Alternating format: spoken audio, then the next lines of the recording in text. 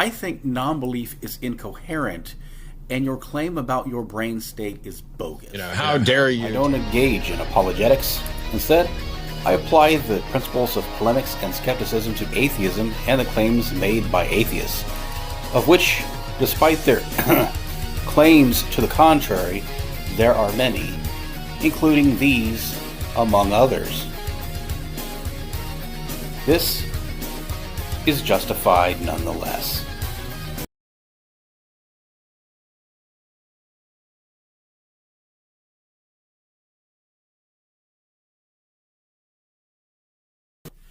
If you could pare down your position with regard to belief, knowledge, and epistemology into one succinct idea, what would that be? It says, I want to believe as many true things and as few false things as possible. That's a good idea. Now, how does one distinguish between knowledge and belief? That knowledge is a subset of belief. Is that knowledge is justified true belief, which means here's a belief, and it happens to be true because some beliefs may not be true, and we have good justification to believe that it's true. Okay. And therefore, so then what is a belief? a belief is essentially a brain state that accepts a proposition is likely true. By and large, when you say, I believe X, you are saying, I accept that X, whatever the proposition is true or most likely true. And I always go with most likely true. There's a set of things you believe, there's a set of things you know, which is a subset of those things. Okay, well, that makes sense. The only remaining outlier question about this particular structure, is it possible that there's something you believe and yet aren't aware that you believe? The answer to that is definitely yes. Those would be subconscious beliefs, things like beliefs and biases and so forth. There's a mountain of evidence for these things. A-leaf in particular is a concept developed by Dr. Tamar Gendler, and it's particularly interesting as these are beliefs that are held in tension with our explicitly held positions. You should do some research on that so you can be better informed. Now, if belief is not the same thing as knowledge, it logically follows that a belief statement is not the same thing as a claim of knowledge. How would you point this distinction out to someone? But I'm not even asserting knowledge. I'm just stating what I believe to be true. Can someone acquire belief about a proposition out of thin air, ex nihilo? Of course, you have to be aware of the proposition before you can assess it. Then we can agree that since you have to be aware of a proposition to assess it, and since I don't believe X is as much of an attitude to our proposition as I do believe X, the default state cannot logically be non-belief. And because implicit atheism, the kind of tries to substantiate children as atheists, for example, who aren't aware of a proposition, or those who aren't able to assess it into atheism, is incoherent. And that is stupid. I agree. It's a misrepresentation of what belief is and how the cognitive function actually works in reality. Now, you said that beliefs are brain states, and while I agree that beliefs are propositional attitudes that manifest in reality as neural activity, isn't that oversimplifying it? Beliefs aren't discrete things that exist in a vacuum. That's complex. Yes, I'm aware of that. I'm aware that none of my beliefs exist in a vacuum, that all of the things I accept work together in a network to allow me to assess other claims and perhaps shortcut a route to acceptance of those claims. Is belief a choice? You're either convinced or you're not, and you become... Okay, so you said that justification is a component of knowledge. Is justification a necessary component for the presence of belief? Are all beliefs justified? And you become convinced for good reasons or bad reasons. But what about certainty? Doesn't belief imply a high degree of certainty that the proposition is true? By and large, when somebody says, hey, I believe something, all they're saying is, I'm pretty convinced that's true. I'm more than 50% in favor of that proposition. That kind of exposes a serious problem with the courtroom analogy, wherein the burden of proof is beyond a shadow of doubt or beyond a reasonable doubt. It sounds like a more apt analogy would be the preponderance of evidence in a civil trial. But Why does belief matter anyway? What difference does it make what my neighbor believes? It's not knowledge that matters in our day-to-day life, it's belief. We act in accordance with our beliefs. If you believe something, you don't wait until you have knowledge or certainty or extreme confidence to act upon it. You are always acting in accordance with your beliefs. And this is why claims require evidence. That in order for the belief to be warranted, evidence must be sufficient or rise to the level of the extraordinariness of the claim. The quantity and quality of evidence for a claim is dependent on how extraordinary that claim is. And obviously, it's a good idea to be very careful when it comes to the standards of evidence that we employ, right? I'm an advocate for trying to have consistent standards when we're evaluating claims. Because if we have inconsistent standards, we're likely to believe things and discount things independent of whether they're actually true. That's how we try and avoid biases. Well, that makes sense. Is a claim evidence then? Claims aren't evidence. Thank you for the claim itself under question is not evidence for the claim under question. Fair enough. Do you believe that no God of any kind exists? As an explicit weak atheist, I am not convinced a God exists. Okay, so is it that there's no evidence for religious claims, or is it that the evidence that is available is insufficient? There is no contemporary evidence. I was not saying anecdotal evidence, testimonial evidence isn't evidence. Of course it's evidence. It's just that it's never going to be sufficient on its own, without physical evidence supporting it, to establish extraordinary claims. But hypothetically, you are open to believing, provided that there was sufficient evidence. Because I'm not saying that I can't be convinced. I'm saying I don't know what would convince me. But what I'm also saying is what has convinced other people is not a good standard of evidence, because it does not exclude competing claims. I agree. It ultimately all comes down to sound reasoning, does it not? I'm talking about just having a sound epistemology. It's not the fault of sound epistemology that claims about the supernatural are unable to meet those standards. Simply, I gotcha. That makes sense. And the fact that people can say God is love or God is whatever and conceptualize, define, and describe one doesn't really help matters when it comes to substantiating existence. The concept is not an agent. It's not an entity. What value does that have to any of us if it doesn't point to something that is real? Not. Concepts live in your fucking brain. Concepts is your conceptualization of something. Now, how does someone end up believing something that like that in the first place? And why does that present a problem? You're acknowledging that you've essentially become convinced of something for reasons that you acknowledge are bad. You want this to be the case. There's no way for anybody to prove you wrong, so it doesn't seem like there's any harm in believing this, and so you go with it. Bad reasons of this process of intentional self-deception where you hope something is the case, so you begin to act like it's the case, and you gradually convince yourself, you become conditioned to it. But why would someone want to believe something that isn't true? It's not that people are comfortable being wrong, because they probably think they're right. They're uncomfortable being exposed as being wrong. And being exposed is something that all of us try desperately to avoid.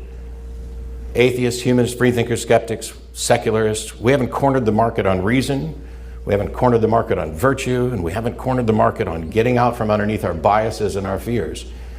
Are we better at it than others? Sure. There may be people who are better at it than we are. If you pick an unfalsifiable belief, and by unfalsifiable, I mean a belief which cannot be shown to be false, something that is immune to disconfirmation, now you're safe. Nobody can ever prove you wrong. But why claim to know something is true when you don't really know it? If I believe that the Earth orbits the sun, but I don't claim to know it, what's changed? I'm convinced that this is the case. I'm convinced to some degree of confidence. I am going to act in accordance with that belief. I can continue to test and build models. What do I get out of saying, I know this? I think what we get is a potentially dishonest and inaccurate method for shutting other people down. And typically when it's used in that way, it's done when a discussion about the belief and whether or not that belief, that the acceptance of that proposition is warranted, it's done where we run into problems with justification. Now, you touched on biases, and I think that's worth talking about for a minute. And I think that if we were all to acknowledge the truth of this, that we all have our biases, and while I have escaped one set of bias, moving from a bias towards Christianity, now I have a science bias, both with the epistemology in the courtroom. So when I say as many true and as few false, as many guilty and as few innocent, I do it with the recognition that there will never be perfection, that there will always be some, I'm always going to believe something that's false, and I'm always going to not believe something that's true. But we can get to a point where we have, based on the information available and a consideration of all the evidence, the most reasonable view possible. And here's my issue. I believe your belief claim is wrong. I think non-belief is incoherent, and your claim about your brain state is bogus. How dare you take this? To be clear, when it comes to your non-belief, I'm not even asserting knowledge. I'm just stating what I believe to be true. I don't care if somebody says they know I'm wrong. It's enough for them to just believe I'm wrong. And if you believe I'm wrong, then we can have a discussion about it. What is your reasoning for thinking that I'm wrong about something? Since beliefs are propositional attitudes that manifest as corresponding neural activity, that if non-belief is genuinely different from disbelief, this distinction should manifest as a difference in neural activity. Do you have any evidence that it is true that non-belief is different from disbelief, since your claim is not evidence? How could I possibly have a burden of proof for saying I'm not convinced that X is true? What is the burden of proof there? Are you doing it at a meta level where you want me to prove that I'm actually not convinced? I don't have a burden. There is no burden of proof for not being convinced. While it is true that you don't have a burden of proof to disprove the existence of any deity because you do not make that claim, you do have a burden of proof for the assertion of your brain state. It is for this implied assertion that a genuine neurological distinction exists between non-belief and disbelief, that you are actually in that state, and that you can be consciously aware of the content of your subconscious mind to know that you're in that state, that the onus is on you. Given that, as you said, belief is simply finding a proposition more likely to be true, isn't a choice, and we can believe for good reasons or bad reasons, to say that you don't find either of a pair of binary propositions any more likely than the other seems an unreasonable expectation and an unwarranted presumption. If you have a jar, as they do often in contests, full of gumballs,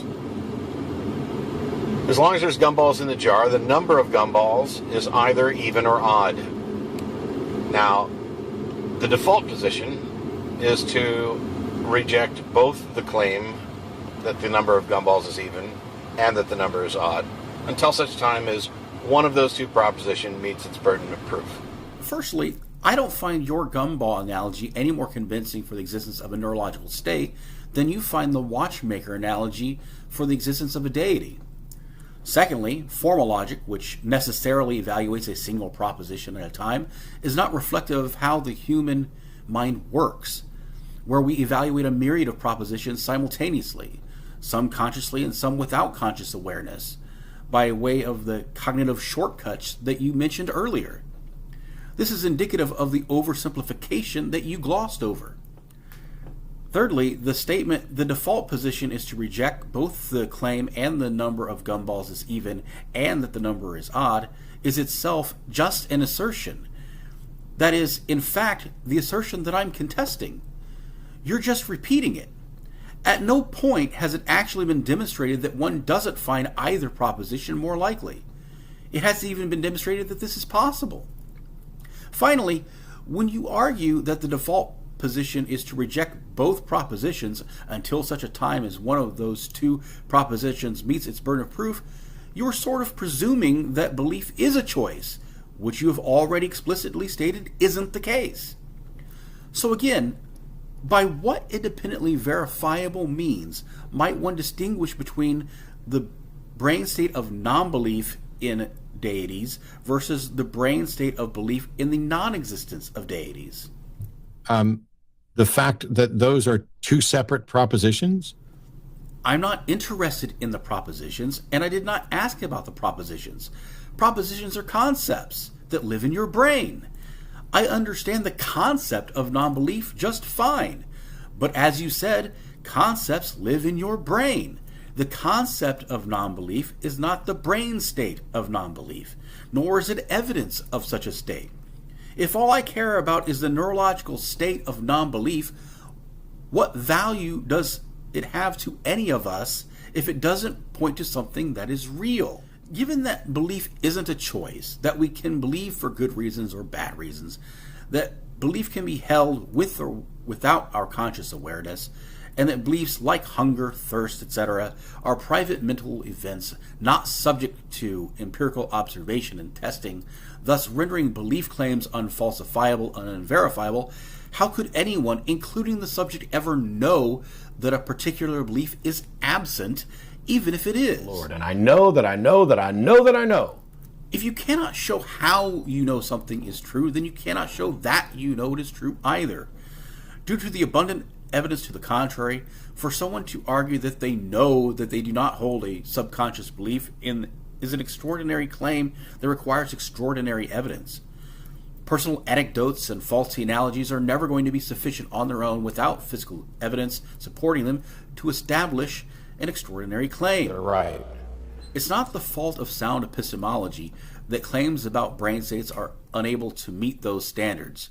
And what has convinced other people of this asserted distinction between non-belief and disbelief is not a good standard of evidence because it does not exclude competing claims like involuntarily formed, unjustified, subconscious belief. Pretty convinced that's true. You said at the outset of this conversation that you want to believe as many true things and as few false things as possible. And while that may be a noble cause, it doesn't matter a whole lot when you can't choose what you believe in the first place. You acknowledge that, and you're ignoring your own biases.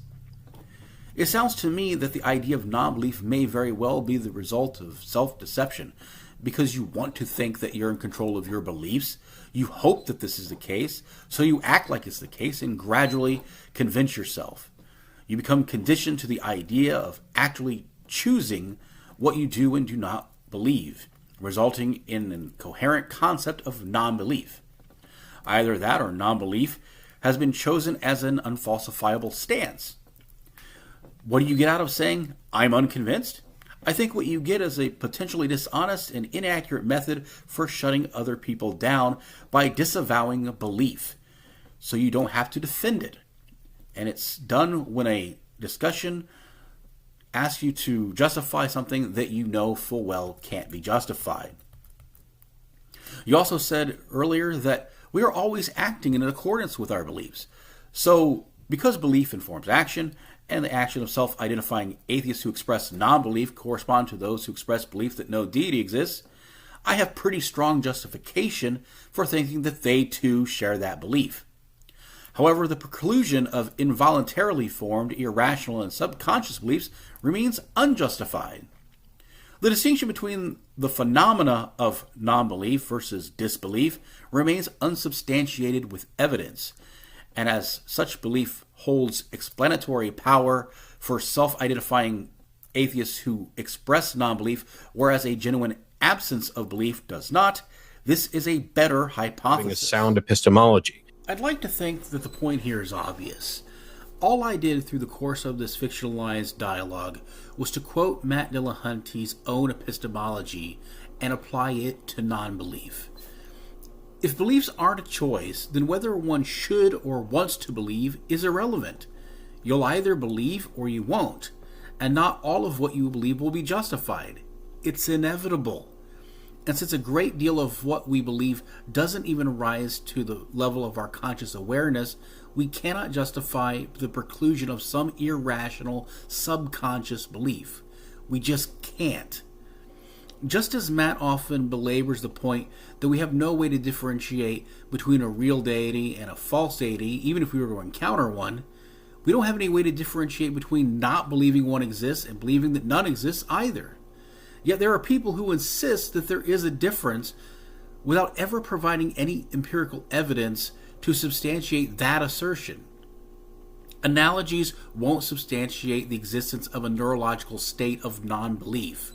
Neither will definitions, descriptions, or other ways of elucidating that concept. The concept is not the phenomenon, and it is the phenomenon that is in question. There's a word for instantaneous travel from one point to another: teleportation. We are all familiar with this concept. Yet that doesn't make teleportation real. And that's the point.